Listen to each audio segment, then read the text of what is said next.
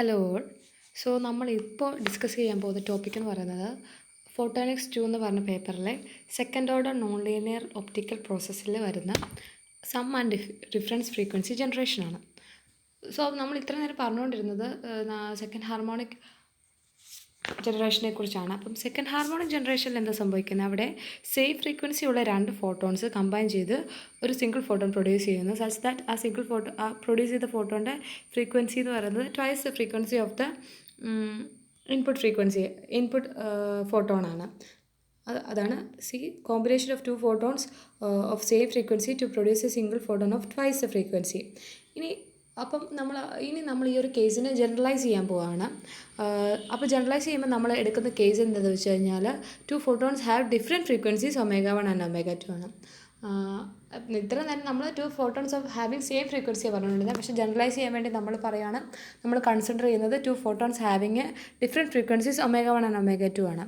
അപ്പം same frequency ഉള്ള രണ്ട് ഫോട്ടോണിൻ്റെ കേസിലെ പോലെ തന്നെ ഈ കേസിലെയും ഇലക്ട്രിക് ഫീൽഡ് നമുക്ക് എഴുതാൻ പറ്റും. And that is given by the equation 16.12, which is E is equal to E1 e raised to minus I Ω1 t plus E1 star e raised to I Ω1 t plus E2 e raised to minus I Ω2 t plus E2 star e raised to I Ω2 t എന്നുള്ളതാണ് ഫീൽഡിൻ്റെ equation. ഇവിടെ ഈ E1 സ്റ്റാറും E2 star എന്ന് പറയുന്നത് just conjugate terms എന്നുള്ളത് മാത്രമാണ്. ഇനി നമുക്കാണെങ്കിൽ നമ്മുടെ പോളറൈസേഷൻ വെക്ടർ, അതായത് second order non linear polarisation വെക്ടറിൻ്റെ ഇക്വേഷൻ നമുക്കറിയാം.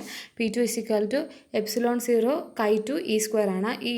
ഈയുടെ ടേംസിൽ ഈയുടെ അവിടെ നമ്മൾ നേരത്തെ ഇക്വേഷൻ 16.12 ഈ നമ്മൾ സബ്സ്റ്റിറ്റ്യൂട്ട് ചെയ്ത് കഴിഞ്ഞ് സിംപ്ലിഫൈ ചെയ്ത് കഴിയുമ്പോൾ കിട്ടുന്ന ഇക്വേഷനാണ് ഇക്വേഷൻ 16.13.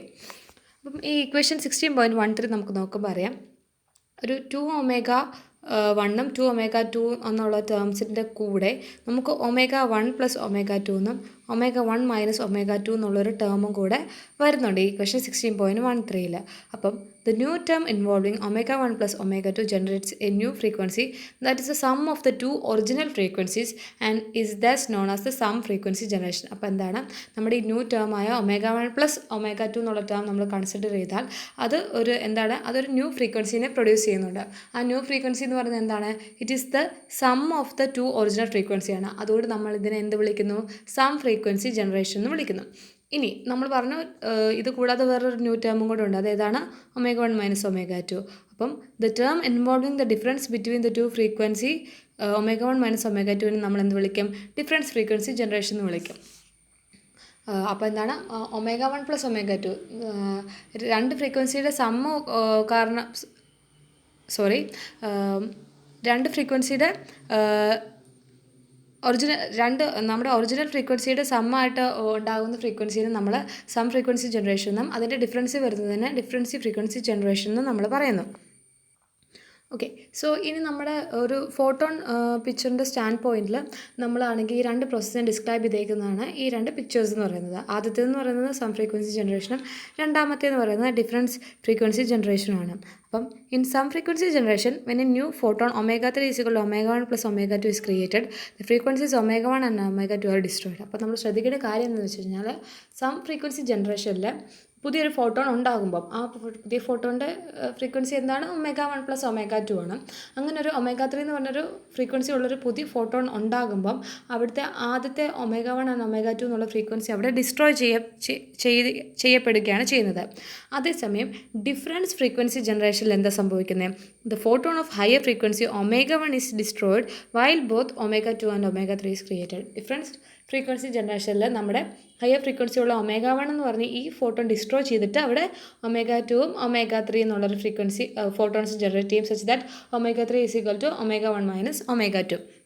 അപ്പോൾ ഈ ഒരു കേസിൽ നിന്ന് നമുക്ക് എന്താ കാണാൻ പറ്റുന്നത്? It is seen that since Ω2 is already present as one of the input beam, this suggest that Ω2 is amplified in the process, that is photons are added to the beam at the frequency Ω2. അപ്പം ഈ ഒരു കേസിൽ നമുക്കപ്പോൾ ഇതിൽ നിന്ന് കാണാൻ പറ്റുന്നതാണ് Ω2 എന്ന് പറയുന്നത് actually one of the input ബീമാണ്.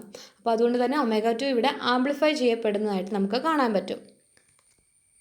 Next നമുക്ക് ഈ സം ആൻഡ് ഡിഫറൻസ് ഫ്രീക്വൻസി ജനറേഷൻ്റെ ആപ്ലിക്കേഷൻസ് അല്ലെങ്കിൽ യൂസസ് എന്താണെന്ന് നോക്കാം. The process of sum and different frequency generation can be very useful not only in generating specific frequencies at new wavelength but also in generating new tunable frequencies at new wavelength. അപ്പം new വേവ് ലെങ്തിൽ specific frequencies generate ചെയ്യാൻ മാത്രമല്ല new വേവ് ലെങ്തിൽ tunable ആയിട്ടുള്ള new frequencies generate ചെയ്യാനും നമുക്ക് എന്ത് സഹായിക്കും? Sum and difference frequency generation നമ്മളെ അതിന് സഹായിക്കും. അതിനൊരു എക്സാമ്പിളാണ് ഇതുണ്ട്. For example, an intense signal frequency laser can serve as the omega 1 in this process, and a lower power tunable laser can provide the omega 2 and so obtain strong signals at either omega 1 plus or omega 1 plus omega 2 or omega 1 minus omega 2. അപ്പോൾ ഇത് എക്സാമ്പിളാണ്. ഒരു intense ആയിട്ടുള്ള single frequency ലേസറിനെ omega 1 ആയിട്ട് serve ചെയ്യാൻ പറ്റും. അതുപോലെ തന്നെ ഒരു ലോ പവറുള്ള ട്യൂണബിൾ ലേസറിന് ഒമേഗ 2 ആയിട്ട് സേവ് ചെയ്യാൻ പറ്റും. സച്ച് ദാറ്റ് അത് ഒമേഗ 1 പ്ലസ് ഒമേഗ 2 അല്ലെങ്കിൽ ഒമേഗ 1 മൈനസ് ഒമേഗ 2 ഫ്രീക്വൻസി ഉള്ള ഒരു സ്ട്രോങ് സിഗ്നലിനെ നമുക്ക് പ്രൊഡ്യൂസ് ചെയ്യാൻ പറ്റും അത് വെച്ചിട്ട്. Based on the foregoing consideration, it might be expected that all of the frequencies 2 omega 1, 2 omega 2, omega 1 plus omega 2 and omega 1 minus omega 2 might simultaneously be generated when two input beams of frequencies omega 1 and omega 2 are transmitted through the optical materials. അപ്പം നമ്മുടെ ഈ ഒരു ഇക്വേഷനിൽ നമ്മൾ പറഞ്ഞു 2 omega 1 2 omega 2 കൂടാതെ omega 1 plus omega 2 omega 1 minus omega 2 എന്നുള്ളൊരു term ഉണ്ട്. അതിനാണ് നമ്മൾ sum and difference frequency generation എന്നൊക്കെ വിളിക്കുന്നത്. അപ്പം നമ്മൾ വിചാരിക്കും എന്താണ്, ഒരു ഒമേഗ 1 ആൻഡ് ഒമേഗ 2 ഫ്രീക്വൻസി ഉള്ള രണ്ട് ഇൻപുട്ട് ബീംസ് നമ്മളൊരു ഒപ്റ്റിക്കൽ മെറ്റീരിയലിലൂടെ കടത്തി വിട്ട് കഴിയുമ്പോൾ അവിടെ ഈ 2 ഒമേഗ 1ഉം 2 ഒമേഗ 2ഉം ഒമേഗ 1 പ്ലസ് ഒമേഗ 2ഉം ഒമേഗ 1 മൈനസ് ഒമേഗ 2ഉം ഇത്രയും ഫ്രീക്വൻസീസ് ഉള്ള ഫോട്ടോൺസ് സൈമിൾട്ടേനിയസ്ലി ജനറേറ്റ് ചെയ്യുമെന്ന് നമ്മൾ വിചാരിക്കും. പക്ഷേ അങ്ങനെ ഈ എല്ലാ ഫ്രീക്വൻസീസും അവിടെ ജനറേറ്റ് ആവുന്നില്ല. It turns out that this is not the case. ഇങ്ങനെ എല്ലാ ഫ്രീക്വൻസീസും അവിടെ സൈമിൾട്ടേനിയസ്ലി ജനറേറ്റ് ചെയ്യുന്നില്ല. അങ്ങനെ നമ്മൾക്ക് വേണ്ട ഒരു എഫിഷ്യൻ്റ്ലി ആയിട്ട് നമുക്ക് വേണ്ട ഒരു അഡീഷണൽ ഫ്രീക്വൻസീസ് അവിടെ ജനറേറ്റ് ചെയ്യണമെങ്കിൽ അവിടെ ഒരു ഫേസ് മാച്ചിങ് എന്ന് പറഞ്ഞൊരു കാര്യം നമ്മൾ അവിടെ നടത്തിയാലേ നമുക്ക് വേണ്ട അഡീഷണൽ ഫ്രീക്വൻസി എഫിഷ്യൻ്റ്ലി അവിടെ ഉണ്ടാകത്തുള്ളൂ. അപ്പോൾ ഇത്രയാണ് എന്തെന്ന് പറയുന്നത് sum and difference frequency generation. Sum and difference frequency generation ഇത്രയേ ഉള്ളൂ. നമ്മൾ സെക്കൻഡ് ഹാർമോണിക് ജനറേഷൻ്റെ കേസിൽ സെയിം ഫ്രീക്വൻസി ഉള്ള രണ്ട് ഫോട്ടോണാണ് കൺസിഡർ ചെയ്തത്. പക്ഷേ ഇവിടെ ഡിഫറെൻറ്റ് ഫ്രീക്വൻസീസ് ഉള്ള രണ്ട് ഫോട്ടോ കൺസിഡർ ചെയ്യുന്നു. അതിൻ്റെ ഇലക്ട്രിക് ഫീൽഡ് ഇക്വേഷൻ എഴുതിയിട്ട് second order non linear polarisation വെക്ടറിൻ്റെ ഇക്വേഷൻ എഴുതുമ്പോൾ നമ്മൾ കാണും omega 1 plus omega 2 and omega 1 minus omega 2 എന്നുള്ളൊരു രണ്ട് അഡീഷണൽ ടേം വരും. ഈ ഒമേഗ 1 പ്ലസ് ഒമേഗ 2 വരുന്നത്, അതായത് ഇൻപുട്ടായിട്ടുള്ള ഫ്രീക്വൻസിയുടെ സമ്മ് വരുന്ന അതിനെ നമ്മൾ സം ഫ്രീക്വൻസി ജനറേഷൻ എന്നും ഡിഫറൻസ് വരുന്നത് ഡിഫറെൻറ്റ് ഫ്രീക്വൻസി ജനറേഷൻ എന്നും പറയും. സം ഫ്രീക്വൻസി ജനറേഷനിൽ നമ്മുടെ ഈ ഒമേഗ 1 പ്ലസ് ഒമേഗ 2 എന്നുള്ള അല്ലെങ്കിൽ ഇൻപുട്ടായിട്ടുള്ള omega 1 and omega 2 frequencies destroy ആയിട്ട് ഒമേഗ 3 എന്നുള്ള ഫ്രീക്വൻസി ഉണ്ടാകും. അതേസമയം ഡിഫറൻസ് ഫ്രീക്വൻസി ജനറേഷനിൽ ഒമേഗ 1 എന്നുള്ള ഈ ഗ്രേറ്റർ ഫ്രീക്വൻസി ഡിസ്ട്രോയ് ആയിട്ട് ഒമേഗ 2 ആൻഡ് ഒമേഗ 3 ഉണ്ടാകും. സച്ച് ദാറ്റ് നമ്മുടെ ഈ ഇൻപുട്ടിൽ പ്രസൻറ്റ് ആയിട്ടുള്ള ഓൾറെഡി പ്രസൻ്റ് ആയിട്ടുള്ള ഒമേഗ 2 എന്നുള്ള ഫ്രീക്വൻസി ആംപ്ലിഫൈഡ് ആകും. പിന്നെ നമ്മൾ അതിൻ്റെ യൂസ് പറഞ്ഞു ഇങ്ങനെ നമുക്ക് വേണ്ട ഒരു ഡിസൈഡ് ഫ്രീക്വൻസീസ് ജനറേറ്റ് ചെയ്യണമെങ്കിൽ അവിടെ ഫേസ് മാച്ചിങ് എന്ന് പറഞ്ഞൊരു പ്രോസസ്സ് നടക്കണം. ഇനി നെക്സ്റ്റ് നമ്മൾ നോക്കാൻ പോകുന്നത് ഒപ്റ്റിക്കൽ പാരാമെട്രിക് ഓസിലേഷൻ എന്ന ടോപ്പിക്കാണ്. ഓക്കെ, അപ്പോൾ നമ്മൾ ഓൾറെഡി പറഞ്ഞായിരുന്നു ഡിഫറൻസ് ഫ്രീക്വൻസി ജനറേഷനിൽ ഒമേഗ 2 എന്നുള്ള നമ്മുടെ one of the input beam അവിടെ ആംപ്ലിഫൈ ചെയ്യുകയാണ് എന്ന് നമ്മൾ പറഞ്ഞായിരുന്നു. We have already in describe the process of difference frequency mixing V realise that the frequency omega 2 is amplified well the frequency omega 3 is being generated. അപ്പോൾ omega 3 എന്ന് പറഞ്ഞൊരു frequency generate ചെയ്യുന്ന കൂട്ടത്തിൽ തന്നെ ഒമേഗ 2 എന്നുള്ള ഫ്രീക്വൻസി അവിടെ amplify ചെയ്യുകയാണ്. എവിടെ? ഡിഫറൻസ് ഫ്രീക്വൻസി ജനറേഷനിൽ. This amplification can be enhanced by placing the optical harmonic crystal within an optical cavity in which mirrors are specifically made reflective at the frequency of omega 2. അപ്പം നമ്മൾ പറഞ്ഞു omega 2 frequency അവിടെ amplify ചെയ്യുകയാണ്. ഈ ഒരു amplification പ്രോസസ്സിനെ നമുക്ക് enhance ചെയ്യാം. എങ്ങനെ? നമ്മുടെ ഒപ്റ്റിക്കൽ ക്യാവിറ്റിയിൽ ഒരു ഒപ്റ്റിക്കൽ ഹാർമോണിക് ക്രിസ്റ്റൽ പ്ലേസ് ചെയ്യുന്നത് വഴി. അപ്പോൾ ഈ ഒപ്റ്റിക്കൽ ഹാർമോണിക് ക്രിസ്റ്റലിൻ്റെ പ്രത്യേകത എന്താ? അതിൻ്റെ മിറർ എന്ന് പറഞ്ഞാൽ it is specifically made reflective at the frequency of the omega 2. Omega 2വിൻ്റെ ഫ്രീക്വൻസിയിൽ റിഫ്ലക്റ്റീവ് ആകുന്ന രീതിയിലുള്ളൊരു മിററാണ് ഈ ഒപ്റ്റിക്കൽ ഹാർമോണിക് ക്രിസ്റ്റലിലുള്ളത്.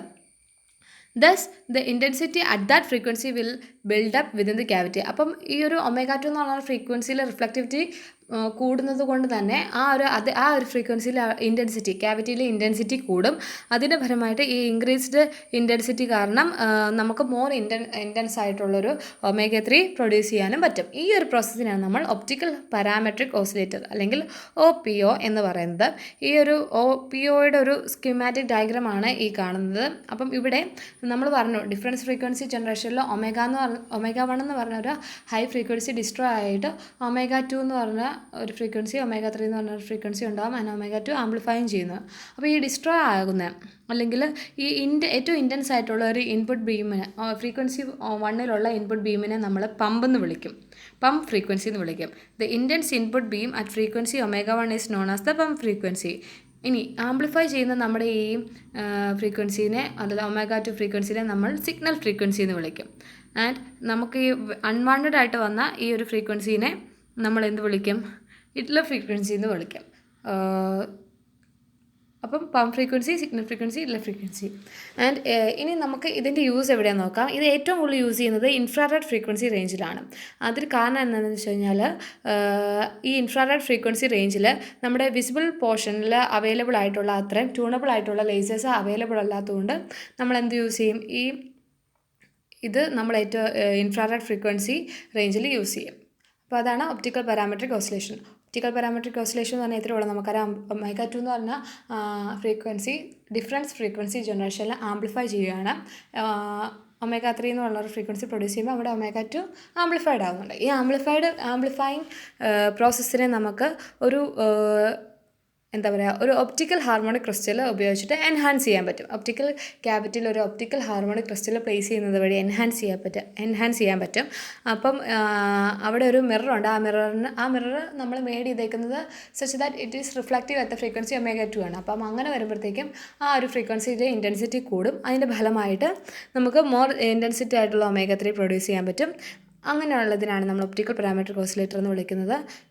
ആൻഡ് അവിടെ പമ്പ് ഫ്രീക്വൻസി ഉണ്ട്, സിഗ്നൽ ഫ്രീക്വൻസി ഉണ്ട്, ഇറ്റ്ലർ ഫ്രീക്വൻസി ഉണ്ട്.